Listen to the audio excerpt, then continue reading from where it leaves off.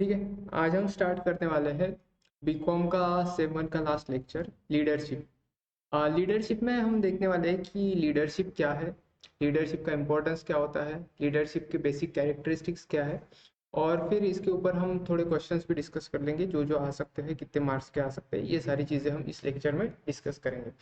सबसे पहले जब हम लीडरशिप की बात करते हैं तब लीडरशिप की बात करने से पहले एक चीज़ हमें समझ लेनी पड़ेगी, वो है कॉमन गोल्स।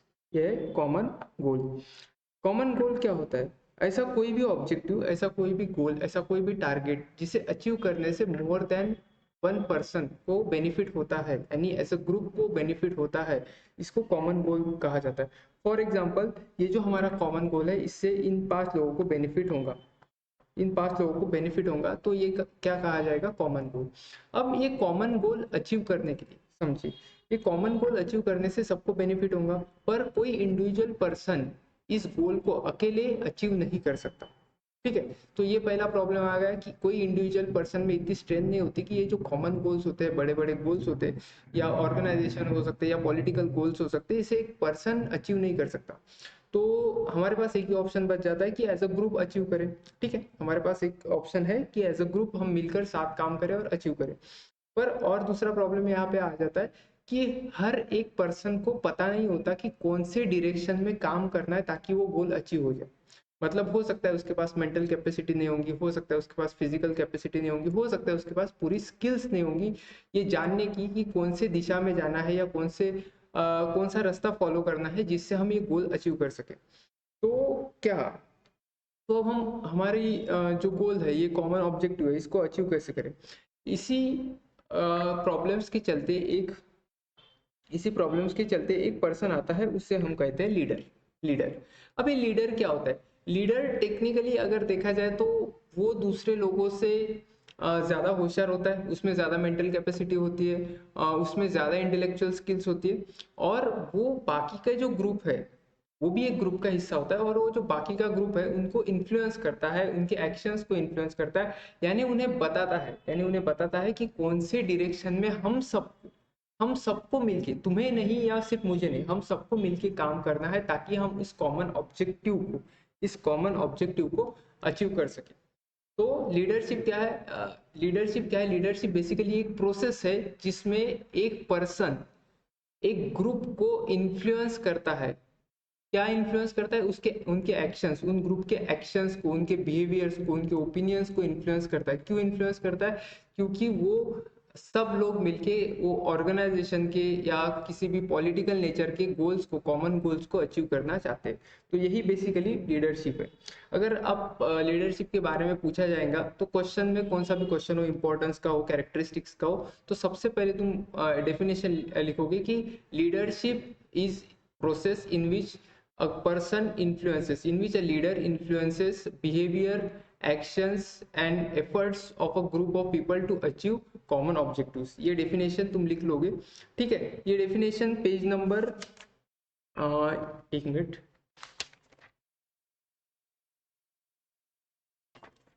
ये डेफिनेशन पेज नंबर 90 पे फर्स्ट लाइन पे दी गई है, मीनिंग ऑफ लीडरशिप के नीचे, ये कॉपी कर लेना। और ये हर क्वेश्चन लीडरशिप के बारे में जो भी क्वेश्चन आएगा उसमें तुम्हें फर्स्ट पॉइंट जो लिखना है ये डेफिनेशन का लिखना है। बहुत ही इजी डेफिनेशन है, आसानी से लर्न हो जाएगी। ठीक है, तो नेक्स्ट पे आते हैं basic concept of leadership. Basic concept of leadership बहुत इंपॉर्टेंट क्वेश्चन, 4 मार्क का आ सकता है। इसके लिए मैंने चार्ट बनाया, आप ये चार्ट को रेफर कर सकते हैं। पूरा जो टेक्स्ट दिया गया है बुक में वो रीड करने की जरूरत नहीं है। सबसे पहले देखते हैं, leadership is based on natural qualities. Leadership किस पे बेस्ड है? लीडरशिप बेस्ड है नेचुरल क्वालिटीज पे। देखो, किसी भी ग्रुप ऑफ पर्सन, सभी पर्सन सेम है, और सभी पर्सन में सभी लोग लीडर नहीं बन सकते, सभी ग्रुप में सभी जो पर्सन है वो लीडर नहीं बन सकते। तो लीडर के लिए कुछ पर्सन में, कुछ उस आदमी में खास होना चाहिए जो उसे बाकियों से अलग करता है। अब वो खास क्या है? वही है नेचुरल क्वालिटीज। ठीक है, नेचुरल क्वालिटीज 3 टाइप्स की होती है, फिजिकल, मेंटल एंड इंटेलेक्चुअल। ठीक है, फॉर एग्जाम्पल कम्युनिकेशन। कम्युनिकेशन एक स्किल है जिसमें ये तीनों क्वालिटीज लगती है। फिजिकल क्वालिटीज लगती है, तुम्हारा बिहेवियर, तुम्हारा पोस्चर सब, सॉरी, तुम्हारा हैंड गेस्चर, तुम्हारा पोस्चर सब मैटर करता है कम्युनिकेशन में। नेक्स्ट चीज मेंटल क्वालिटीज लगती है कि तुम्हें उस ग्रुप के साथ कनेक्ट होना पड़ता है मेंटली, उनकी थिंकिंग के साथ, उनके ओपिनियंस के साथ तुम्हें कनेक्ट होना पड़ता है, और उसके बेसिस पे ही तुम उन्हें बता सकते हो। इंटेलेक्चुअल स्किल्स है ना, तुम्हें क्या बात करनी है ये समझ में आना चाहिए, नहीं तो तुम जो बात कर रहे हो सकता है वो बात सही हो पर उस ग्रुप को समझ में ना आए हो, क्योंकि तुमने उस ग्रुप को, सामने वाले ग्रुप को कभी समझा ही नहीं, ठीक है। तो ये सारी क्वालिटीज होनी चाहिए, ये सारी नेचुरल क्वालिटीज होनी चाहिए एक पर्सन को लीडर बनने के लिए, ठीक है। नेक्स्ट चीज, principle of self behaviour. Principle of self behaviour, leadership का जनरली हमें कोर्स तो मिलते हैं कि ये लीडरशिप का कोर्स है, इससे आप लीडर्स बन जाओगे वगैरह वगैरह, पर लीडरशिप, ये लीडरशिप की जो स्टाइल होती है या लीडरशिप का लीड करने का तरीका जो होता है वो हर पर्सन टू पर्सन डिफर करता है। कोई भी दो लीडर आप एक साथ उनको कंपेयर करेंगे तो उनकी लीडरशिप स्टाइल आपको सेम नहीं दिखेगी। वो जैसे कि जैसे तुम्हारा पैन नंबर यूनिक होता है वैसे ही हर एक पर्सन की लीडरशिप की स्टाइल और लीड करने का तरीका अलग होता है, ठीक है। तो ये लीडरशिप की स्टाइल हर पर्सन की अलग होती है, पर सबसे इंपॉर्टेंट तुम्हारी स्टाइल कुछ भी हो, ठीक है।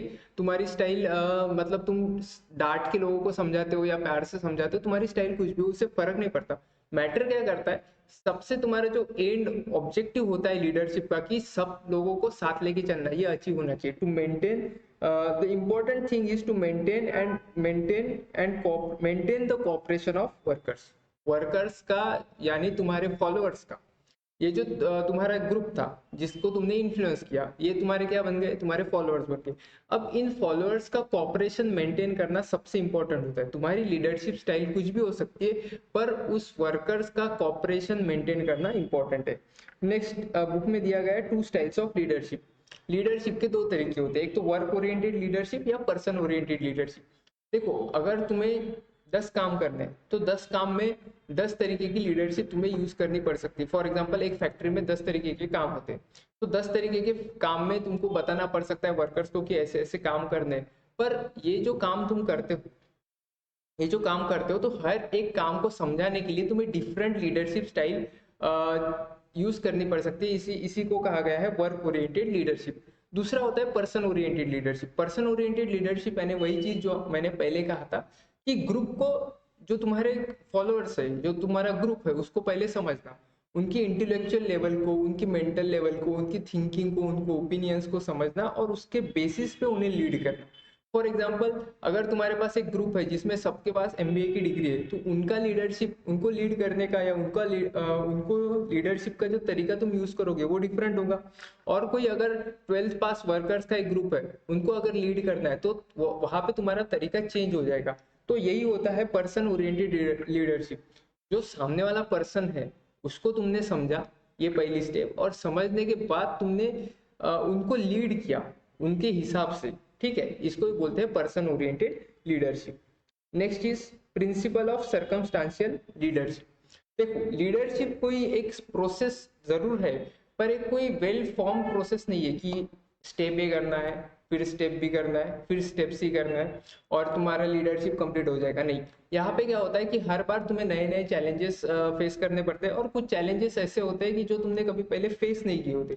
तो ऐसे में तुम्हें ये प्रिंसिपल फॉलो करना पड़ता है, प्रिंसिपल ऑफ सर्कमस्टांशियल लीडरशिप। मतलब सर्कमस्टांसेस यानी तुम्हारे आजू बाजू का एनवायरनमेंट, तुम्हारे आजू बाजू के एनवायरनमेंट की जो परिस्थितियां थी, जो कंडीशंस थी, उसके कारण तुम्हें एक लीडरशिप चेंज करनी पड़ी या तुम्हारे लीडरशिप का तरीका चेंज करना पड़ा। ये जनरली बिजनेसेस में देखा जाता है, पॉलिटिक्स में देखा जाता है।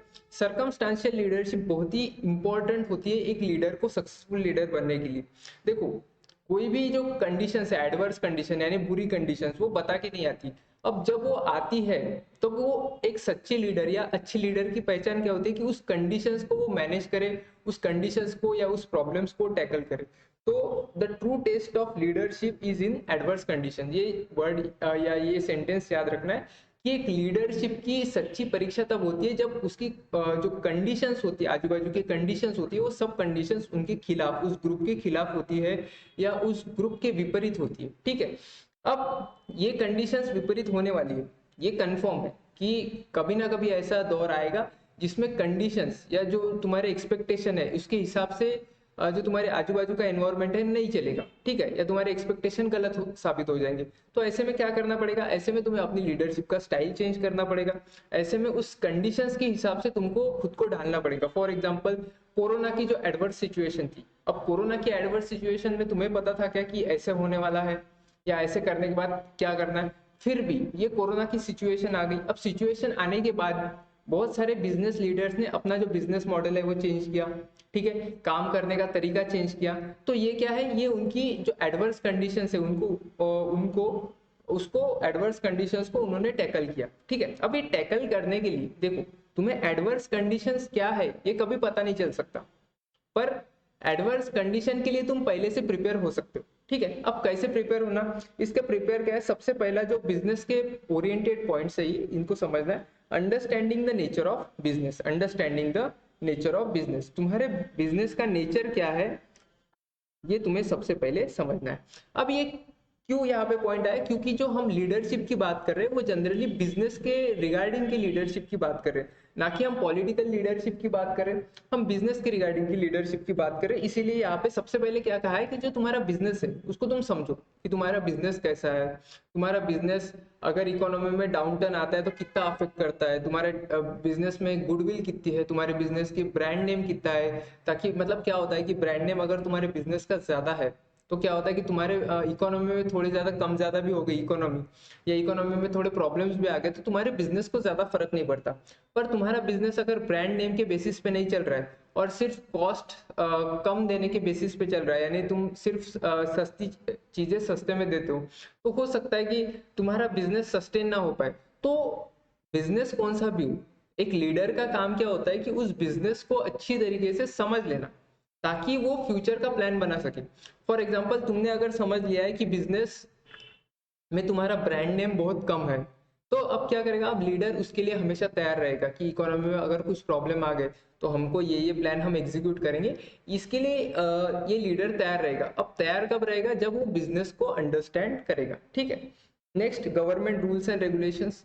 अपन ने एक्सटर्नल एनवायरनमेंट में देखा था, अपन ने दो चीजें देखी थी, internal environment and external environment. Business को दोनों भी एनवायरनमेंट अफेक्ट करते हैं। एक्सटर्नल एनवायरनमेंट में अपन ने देखा था कि कॉम्पिटिटर्स आते हैं, तुम्हारे गवर्नमेंट्स आती है, तुम्हारा एनवायरनमेंट आता है, फॉर एग्जांपल नेचुरल एनवायरनमेंट आता है, जियो पॉलिटिकल इश्यूज आते हैं, ये सारी चीजें एक्सटर्नल एनवायरनमेंट में आती है।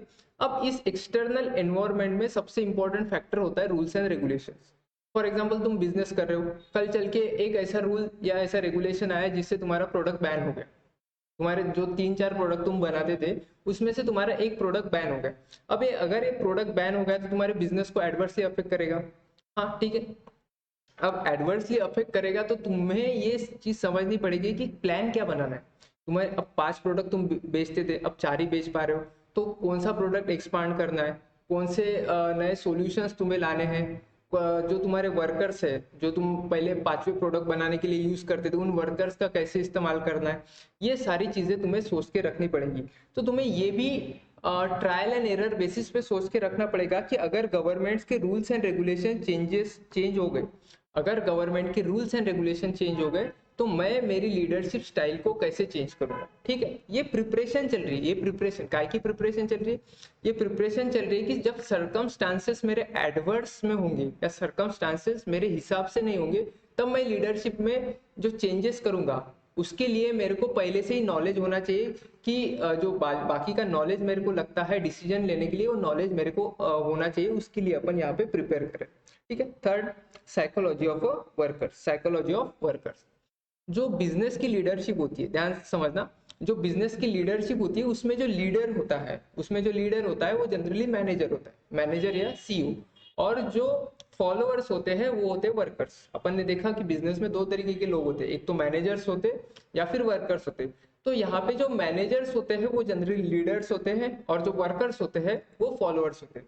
अब इन फॉलोअर्स की, जैसे अपन ने पहले यहाँ पे डिस्कस कर लिया है कि उनका कॉपरेशन बहुत जरूरी होता है। क्या होता है? कॉपरेशन जरूरी होता है। अगर इन्होंने कॉपरेट करना छोड़ दिया, फॉर एग्जांपल कोरोना में अगर तुम्हारे वर्कर्स नहीं कॉपरेट करना छोड़ दिया तो तुम्हारा बिजनेस चला पाओगे क्या?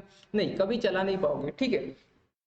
तो इसके लिए तुम्हारा कॉपरेशन, वर्कर्स का कॉपरेशन नेसेसरी है।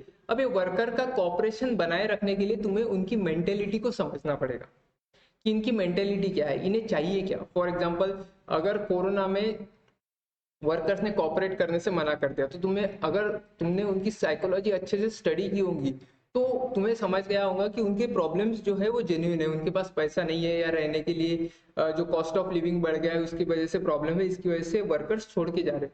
अगर तुमने उनकी साइकोलॉजी अच्छे से समझ ली तो तुम उनका कॉपरेशन रीगेन कर सकते हो और अपनी लीडरशिप मेंटेन कर सकते हो, ठीक है।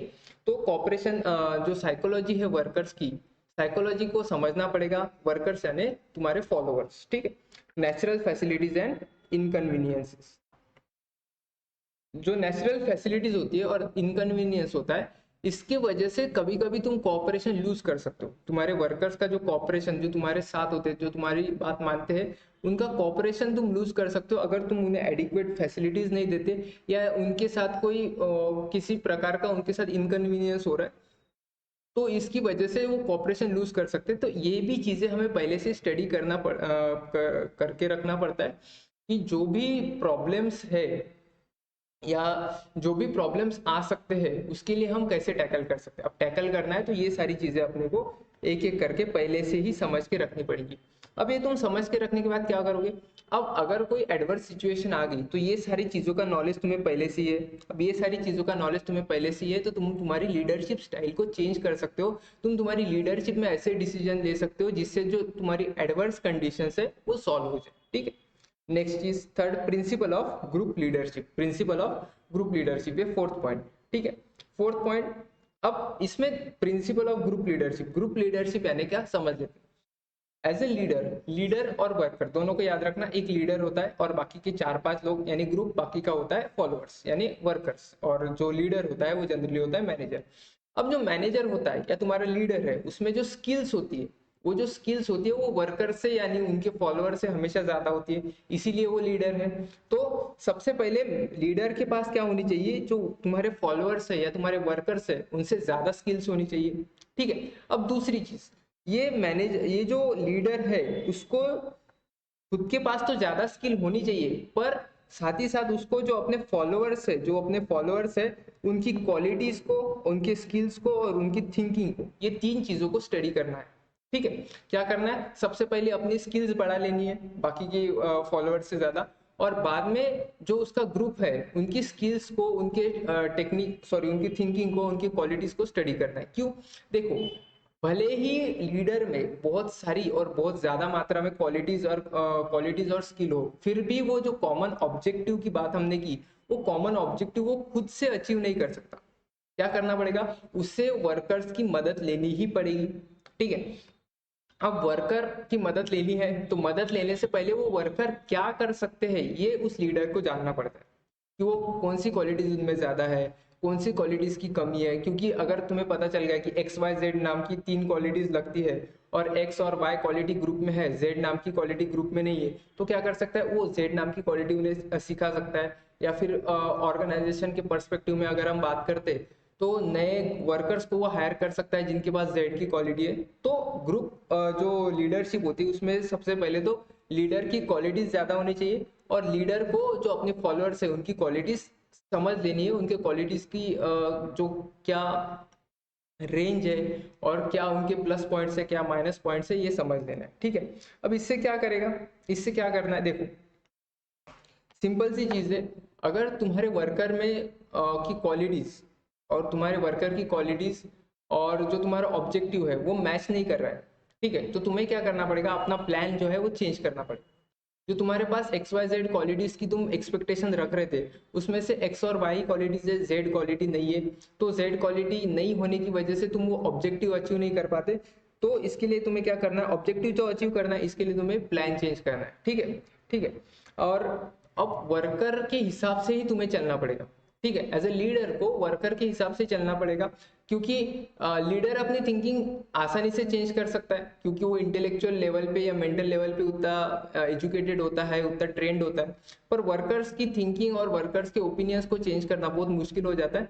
तो क्या करना है उसको, वर्कर के हिसाब से अपने ओपिनियंस को और अपने आइडिया को चेंज करना, वर्कर के हिसाब से अपने ओपिनियंस को और अपने आइडियाज को चेंज करना है, क्यों क्यों करना है? क्योंकि वर्कर्स अपने ओपिनियंस और आइडियाज को चेंज नहीं करेंगे, और करेंगे भी तो उनको बहुत टाइम लग जाएगा, ठीक है।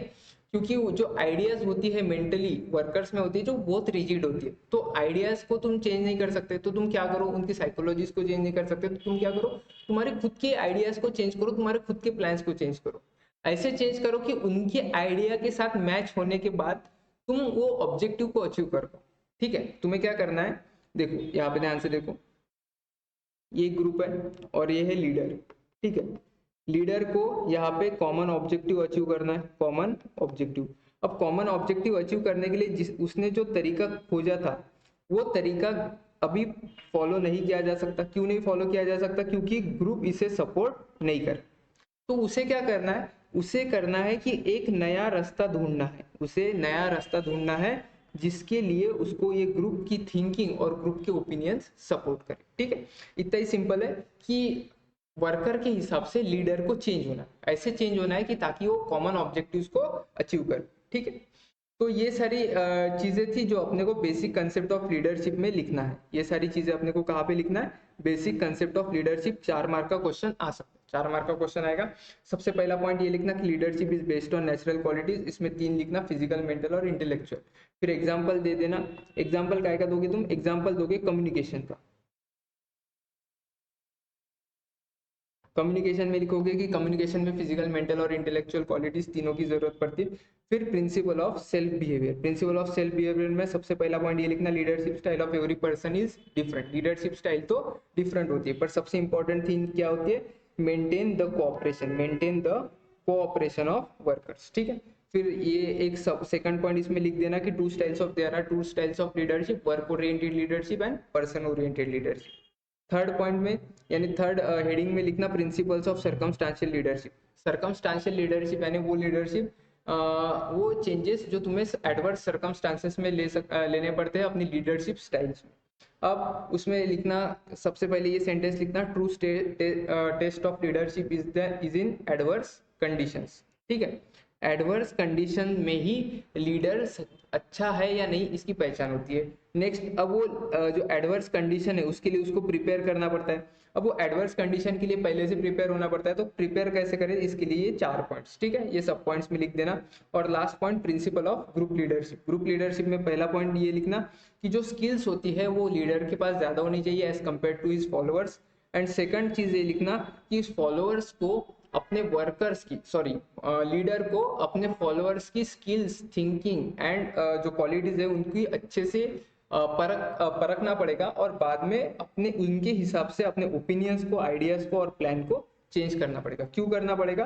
ताकि वो अपने ऑब्जेक्टिव्स को अचीव कर सके, ठीक है।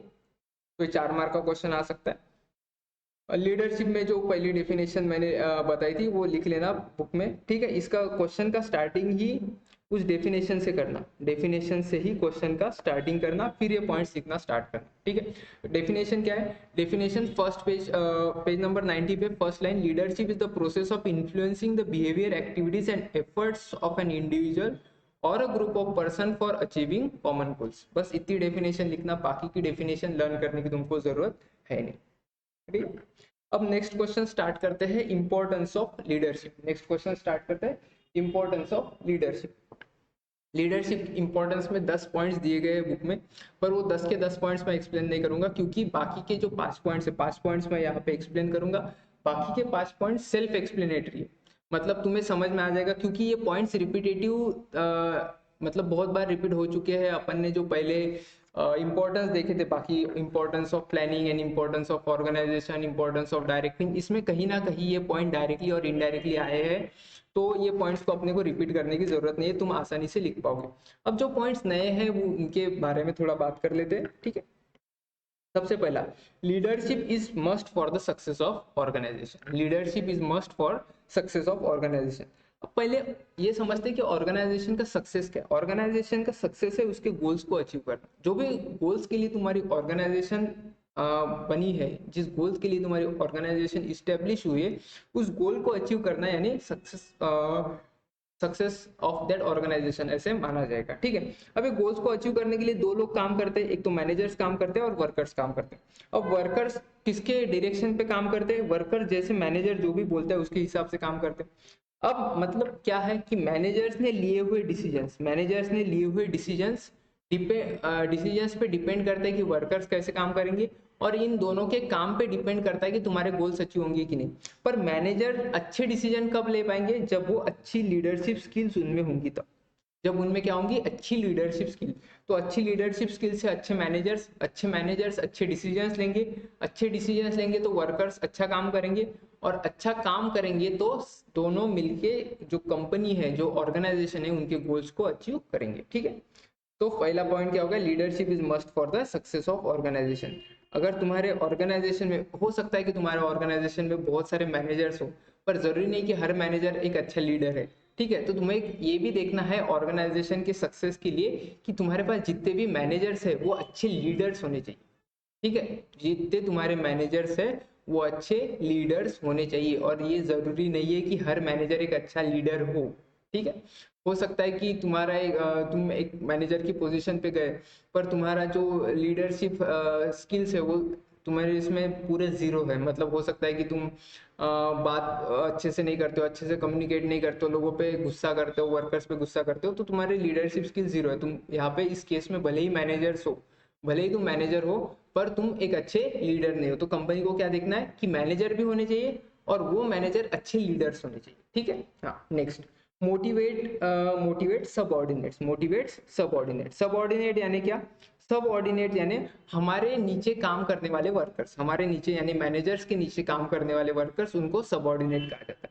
अब इन सबऑर्डिनेट को मोटिवेट करना है। अपन ने देखा कि डायरेक्शन के वक्त अपन उनको मोटिवेट कर सकते हैं। ठीक है, अब वो मोटिवेट करने के लिए तुम्हें अच्छा कम्युनिकेट करना पड़ेगा, और अच्छा कम्युनिकेट कब कर पाओगे, जब तुम अच्छे लीडर होंगे। तो सभी चीजें इनडायरेक्टली कनेक्टेड ही है। तो क्या होगा कि तुम अच्छी लीडरशिप से अच्छा मोटिवेशन दे पाओगे, अच्छे लीडर होंगे तो अच्छा मोटिवेशन दे पाओगे, और अच्छा मोटिवेशन दे पाओगे तो वर्कर अपनी फुल कैपेसिटी में काम करेगा। वर्कर क्या करेगा, अपनी फुल कैपेसिटी में काम करेगा, तो उसकी इफिशियंसी बढ़ जाएगी। मतलब उसकी इफिशियंसी बढ़ जाएगी, कंपनी की इकोनॉमी बढ़ जाएगी। इकोनॉमी यानी कम से कम रिसोर्सेस में प्रोडक्ट बनाना, और इफेक्टिवनेस बन जाएगी यानी क्वालिटी प्रोडक्ट बनाना। ठीक है, तो ये तीन चीजें अपन ने पहले देखी थी, इकोनॉमी, इफिशियंसी एंड इफेक्टिवनेस। अगर हमारे ऑर्गेनाइजेशन में आ जाता है तो हमारे ऑर्गेनाइजेशन सक्सेसफुल बन सकती है। ठीक है, चांसेस बहुत ज्यादा बढ़ जाते हैं। Third point, helps in directing group of activities. Directing अपन ने देखा था, डायरेक्टिंग क्या होता है, डायरेक्टिंग एक इंपॉर्टेंट फंक्शन होता है, इसमें क्या क्या चीजें आती है सब अपन ने देखा था। अब देखो, बहुत बार क्या होता है कि तुम सिर्फ वर्ड से लोगों को डायरेक्ट नहीं कर सकते, तुम्हें एक्शन से लोगों को डायरेक्ट करना है। फॉर एग्जाम्पल, तुमने वर्कर्स को बोला कि तुम्हें बहुत मेहनत से काम करना है, और तुम चले गए और वहां पे कुर्सी पे आराम से बैठ गए, तो वर्कर्स अच्छे से काम करेंगे क्या, उन्हें तुम्हारी बात पे भरोसा होगा क्या, नहीं। तो हमेशा वर्ड से तुम डायरेक्ट नहीं कर सकते, कभी कभी तुम्हें एक्शन से भी डायरेक्ट करना पड़ता है। ठीक है, अब वो एक्शन से डायरेक्ट करने के लिए या फिर वर्ड से भी डायरेक्ट करने के लिए तुम्हें एक अच्छा लीडर होना जरूरी है। ठीक है, तो तुम्हें कभी कभी क्या करना पड़ता है कि ये नहीं कहना पड़ता है कि तुम सब मेहनत से काम करो, तुम्हें मेहनत से खुद काम करना पड़ता है। फिर तुम्हारा देख के लोग भी, तुम्हारे अंडर जो वर्कर्स आते हैं वो भी मेहनत से काम करना चालू करेंगे, वो भी ज्यादा इफिशियंसी से काम करना चालू करेंगे। पर यहाँ पे सबसे पहले क्या करना है, सबसे पहले तुम्हें ये चीज करनी है कि सबसे पहले तुम्हें वो काम करके दिखाना है, बाद में सेम काम तुम्हारे वर्कर्स तुम्हारे साथ करेंगे। ठीक है, next, fulfil social responsibility. Leadership is important for fulfilling of social responsibilities. अब सोशल रिस्पॉन्सिबिलिटी किसकी, सबसे पहले सोशल रिस्पॉन्सिबिलिटी किसकी, सोशल रिस्पॉन्सिबिलिटी ऑर्गेनाइजेशन की। किसकी, ऑर्गेनाइजेशन की। अब ऑर्गेनाइजेशन की सोशल रिस्पॉन्सिबिलिटी क्या होती है, देखो, एक ऑर्गेनाइजेशन अगर किसी एरिया में काम कर रहा है तो उसकी सोशल रिस्पॉन्सिबिलिटी होती है। सिर्फ फाइनेंशियल रिस्पॉन्सिबिलिटी या इकोनॉमिक रिस्पॉन्सिबिलिटी नहीं होती कि उससे ज्यादा पैसा कमाना है, बस यही उसकी रिस्पॉन्सिबिलिटी है, यही उसका गोल नहीं होता। उसके साथ साथ उसकी एक सोशल रिस्पॉन्सिबिलिटी होती है। फॉर एग्जाम्पल, अगर टाटा की कंपनी की बात की जाए तो टाटा कंपनी में जो वर्कर्स है, वो वर्कर्स की हेल्थ का ख्याल रखना, उनके फाइनेंशियल कंडीशन का ख्याल रखना, ये क्या है, ये उस टाटा कंपनी की सोशल रिस्पॉन्सिबिलिटी है। किसके साथ, किसके लिए, ये सोशल रिस्पॉन्सिबिलिटी किसके प्रति है, वर्कर्स के प्रति। ठीक है, अब वर्कर के साथ साथ कस्टमर के प्रति भी सोशल रिस्पॉन्सिबिलिटी होती है कि कस्टमर को अच्छे से अच्छा प्रोडक्ट मिलना चाहिए, कम से कम दाम में, अच्छे से अच्छा प्रोडक्ट मिलना चाहिए। ये कस्टमर के प्रति कंपनी की सोशल रिस्पॉन्सिबिलिटी होती है, ठीक है।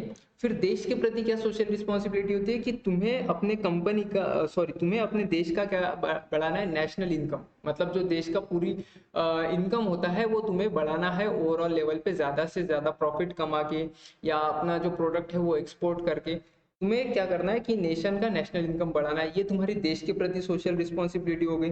अब लास्ट में होती है social responsibility against for investors. अब इन्वेस्टर के प्रति तुम्हारी सोशल रिस्पॉन्सिबिलिटी सिंपल सी चीज है कि तुम उनको क्या देना पड़ेगा, तुम्हें ज्यादा से ज्यादा डिविडेंड या ज्यादा से ज्यादा देना पड़ेगा रिटर्न। अगर ये चीज तुम देते हो तो तुम अपनी जो सोशल रिस्पॉन्सिबिलिटी है इन्वेस्टर के प्रति वो फुलफिल करते हो। तो एक कंपनी की सोशल रिस्पॉन्सिबिलिटी होती है 4-5 लोगों के प्रति, जैसे worker, customer, nation and investor. अब उनकी सोशल रिस्पॉन्सिबिलिटी तुम्हें फुलफिल करनी है। अब ये फुलफिल तभी हो सकती है जब तुम्हारे कंपनी में या तुम्हारे ऑर्गेनाइजेशन में अच्छे लीडर काम करते हो, ठीक है। जैसे अपन ने देखा कि टाटा इन सब के प्रति सोशल रिस्पॉन्सिबिलिटी बहुत अच्छे से फॉलो करते हैं, क्योंकि उनके लीडर जो रतन टाटा है, वो रतन टाटा बहुत उम्दा लीडर है, बहुत अच्छे लीडर है, ठीक है। तो लीडरशिप अगर तुम्हारी कंपनी की अच्छी है तभी तुम सोशल रिस्पॉन्सिबिलिटीज फुलफिल कर सकते हो, और इस सोशल रिस्पॉन्सिबिलिटीज पे ही डिपेंड करता है कि तुम्हारी कंपनी कितनी सक्सेसफुल है। तो ये सोशल रिस्पॉन्सिबिलिटी फॉलो करने के लिए, फुलफिल करने के लिए तुम्हें लीडरशिप इंपॉर्टेंट है, ठीक है। Last point, technical, social and economical changes. देखो बिजनेस में अगर तुम्हें वन टाइम सक्सेस पाना है तो तुम आसानी से पा सकते हो, पर अगर तुम्हें कंटिन्यूअसली सक्सेसफुल रहना है तो तुम्हें जो जो एनवायरमेंट, एक्सटर्नल एनवायरमेंट में चेंजेस आ रहे हैं उसके साथ साथ अपने को चेंज करना पड़ता है। फॉर एग्जाम्पल पहले हम गूगल यूज करते थे, आज चैट जीपीटी यूज करें। अब हमने कहा कि नहीं, हम चैट जीपीटी के साथ नहीं जाएंगे, हम सिर्फ गूगल यूज करेंगे, तो क्या हो जाएगा, कभी ना कभी तुम पिछड़ जाओगे, ठीक है। अब ये चेंज कराना अपनी ऑर्गेनाइजेशन में, गूगल को निकाल के या गूगल के साथ साथ चैट जीपीटी यूज कराना, ये किसका काम है, ये वर्कर्स का काम नहीं है, ठीक है। क्योंकि वर्कर को तो कुछ पता नहीं, वो मैनेजर जो बोलते हैं उनके हिसाब से काम करते। तो ये काम किसका है, ये काम है मैनेजर्स का, कि अपने जो ऑर्गेनाइजेशन है उसमें जो चेंजेस आ रहे, अपनी जो एनवायरमेंट है जिसमें हम काम करें उसमें जो चेंजेस आ रहे हैं, वो चेंजेस हमें क्या करने हैं, हमारे कंपनी में लाने। फॉर एग्जांपल वो टेक्निकल चेंजेस हो सकते हैं, यानी टेक्नोलॉजिकल चेंजेस हो सकते हैं, सोशल चेंजेस हो सकते हैं। अभी जो डिबेट चालू है कि 40 आवर वर्क वीक रखे या 70 आवर वर्क वीक रखे, ये डिबेट चालू है कि एक हफ्ते में 70 घंटे काम करना है या 40 घंटे। ये क्या है, एक सोशल चेंज है। मतलब हो सकता है कि बहुत सारी जो कंट्रीज है वो 4 डे वर्क वीक फॉलो कर रही है, मतलब हफ्ते में 4 दिन काम और 3 दिन छुट्टी, ये फॉलो कर रही है। तो ये क्या सोशल चेंज है। इसके हिसाब से अगर ये चेंज इंडिया में आ गया तो इसके हिसाब से कंपनीज को ढालना पड़ेगा अपने आप को। फिर तीसरा आता है इकोनॉमिकल चेंज। इकोनॉमिकल चेंज यानी तुम्हारी इकोनॉमी में अप्स एंड डाउन तो होते ही रहते हैं। तो ये इस इकोनॉमी में अप्स एंड डाउन हुए, तुम्हारी इकोनॉमी बहुत नीचे चली गई, तो उसके हिसाब से तुम्हें चेंज करना पड़ेगा कि तुम्हारा प्रोडक्शन कम कर देना पड़ेगा, क्योंकि इकोनॉमी में पैसा ही नहीं है, पैसा नहीं है तो लोग ज्यादा प्रोडक्ट नहीं खरीदेंगे। अब ज्यादा प्रोडक्ट नहीं खरीदेंगे तो ज्यादा बेच के क्या करोगे, ठीक है, ज्यादा मतलब प्रोडक्शन करके क्या करोगे, तो तुम्हें प्रोडक्शन कम करना पड़ेगा। तो तुम्हें क्या करना है, बेसिकली जो भी चेंजेस बाहर हो रहे वो चेंजेस का एडप्शन अपने कंपनी में करना। और ये एडप्शन करने के लिए तुम्हें, तुम्हारे पास बहुत अच्छी लीडरशिप स्किल चाहिए, ठीक है। मैनेजर्स को ये एडप्शन करने पड़ते हैं, और मैनेजर्स में ये लीडरशिप स्किल होने के अगर नहीं है, वो मैनेजर्स में वो लीडरशिप स्किल नहीं है, तो वो कभी भी उस चेंज को एडप्ट नहीं कर सकते, ठीक है। तो ये 5 मोस्ट इंपॉर्टेंट पॉइंट्स है। बाकी के 5 पॉइंट्स बुक में दिए गए हैं, एक बार पढ़ लेना, उसका हेडिंग लर्न कर लेना, कुछ ज्यादा इंपॉर्टेंट नहीं है। फॉर एग्जाम्पल मैं बता देता हूँ एक एक पॉइंट, ठीक है। सबसे पहला पॉइंट हो गया leadership is must. Second point दिया है leadership helps in achievement of organisational goals. Organisation के गोल्स को अचीव करने के लिए मदद करके, ये हमारा पहले पॉइंट में ही कवर हो चुका है, ठीक है। थर्ड, मोटिवेट सबऑर्डिनेट अपन ने ले लिया। Four, helps in directing group activities, ये भी ले लिया है। बिल्ड एंड रेजेस मोरल, अपन ने देखा था कि एम्प्लॉय को अगर इफिशियंसी बढ़ानी है तो उनके मोरल पे काम करना है, उनका मोरल कभी डाउन नहीं होने देना है।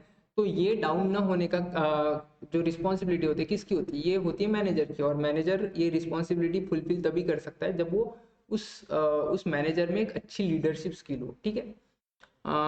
Develop the talents of the individual, 6th point है develop talent of an individual. अब इसमें क्या है कि देखो, अब तुम्हारे पास जो वर्कर्स है उसमें हर एक में स्किल होती है, हर एक में पोटेंशियल होता है।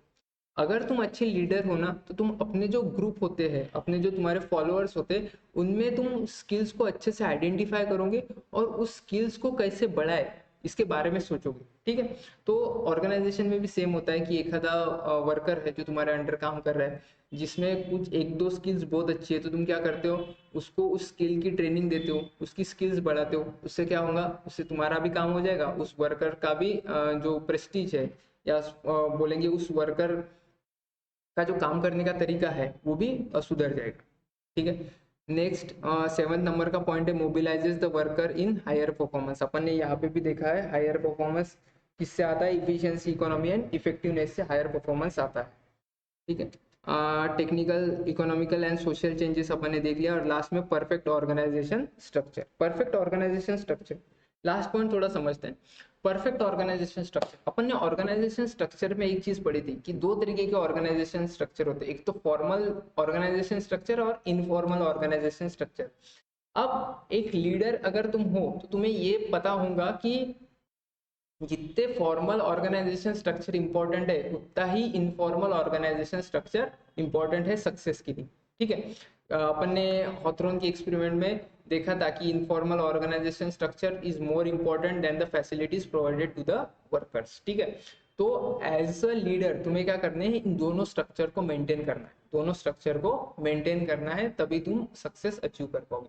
ठीक है, तो ये सारे पॉइंट्स थे, 10 के 10 पॉइंट्स थे जो बताते थे कि इम्पोर्टेंट क्यों है लीडरशिप, और लीडरशिप की जरूरत हमें क्यों पड़ती है। ठीक है, तो क्या करना है, जो हेडिंग्स है वो तुम्हें लर्न कर लेने हैं, और नीचे एक दो लाइन में तुम पॉइंट्स लिख सकते हो, जो अपन ने डिस्कस किए वही पॉइंट्स लिखने हैं। ये 4 मार्क का क्वेश्चन यही प्रिपेयर करना है। अगर तुम्हें ये तुम्हारा होमवर्क रहेगा कि ये जो चार्ट है ये मैं तुम्हें पीडीएफ में दे दूंगा, ये वैसे के वैसा ही चार्ट तुम्हें कॉपी पेस्ट करना है, और डेफिनेशन भी तुम्हें अपने नोटबुक में एक बार लिख लेनी है। ठीक है, डेफिनेशन तुम्हें क्या करनी है, अपने नोटबुक में एक बार लिख के रखनी है, ताकि वो लर्न हो जाए तुम्हारी।